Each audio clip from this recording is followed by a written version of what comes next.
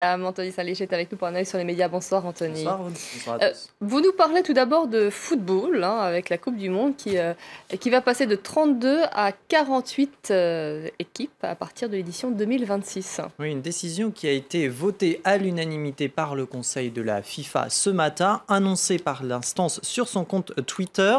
48 équipes réparties en 3 groupes de 16 sur 32 jours de compétition. C'est un format qui a été instauré et choisi par Gianni Infantino, le nouveau président, qui estime que ça permettra à plus de pays de pouvoir rêver, déclare-t-il.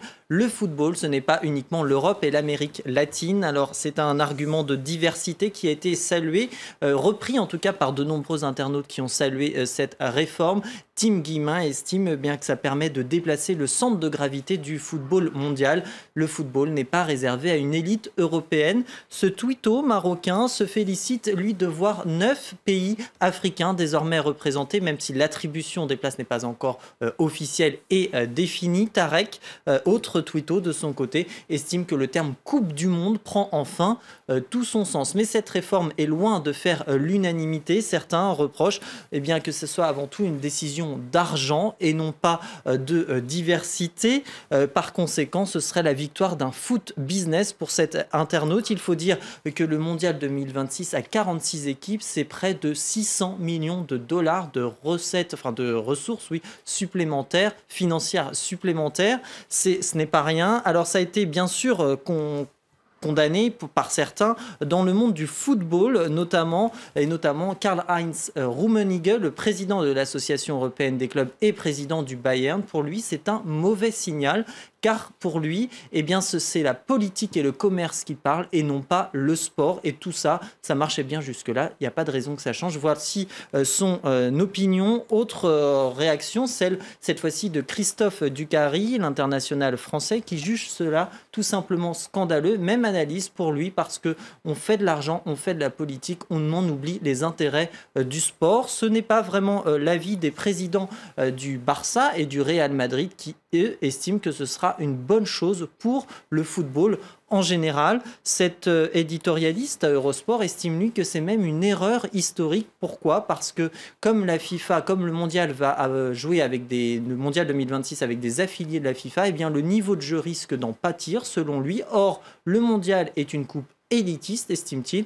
Ce n'est pas, je cite, l'école des fans. Il y a un niveau à respecter et donc le niveau pourrait bien baisser. À cela, il ajoute que l'organisation risque d'être difficile, voire impossible, quand on sait qu'il faudra organiser plus de 80 matchs en 32 jours. Enfin, ce journaliste du Point estime même que la FIFA a fait une bêtise car elle a privilégié la logique financière. Adieu l'attractivité. En un mot, avec un tel format, ce n'est pas le mieux adapté pour garantir un beau spectacle.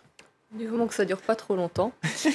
On évoque Barack Obama qui va faire ce soir son discours d'adieu et certains lui ont déjà trouvé une reconversion.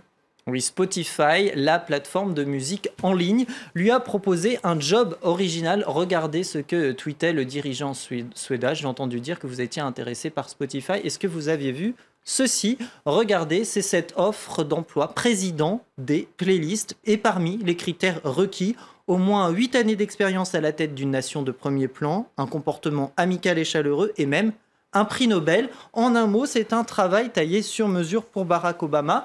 Lors d'un récent voyage à Stockholm, il avait annoncé qu'il était intéressé par un poste. J'attends que Spotify me contacte, disait-il, car je sais qu'ils ont adoré ma playlist. Il faisait référence à cet événement. C'est vrai que l'été dernier et l'été d'avant, il avait publié sur Twitter ses playlists. Alors, une pour le jour, une pour la nuit. Alors, il évoquait du rhythm and blues, de la soul, du rap, du jazz, bref, assez diverses. Et ce Obama, roi de la com, cool et décontracté, en ce jour d'adieu, c'est ce que retiennent certains internautes de ce bilan, on le sait, contrasté et contesté. C'est ce que nous dit Chacha. C'est quand même la cool attitude et la classe Barack Obama. Mais pour certains, justement, ce n'est que ça. Fatigué par l'Obama-mania, bilan de 2 mandats, pas grand-chose. Trump élu, des républicains tout-puissants, Obama roi du cool. Et puis, ou encore cet autre internaute qui estime que Obama est cool, c'est bien, mais ça ne fait pas de lui le meilleur président de tous les temps.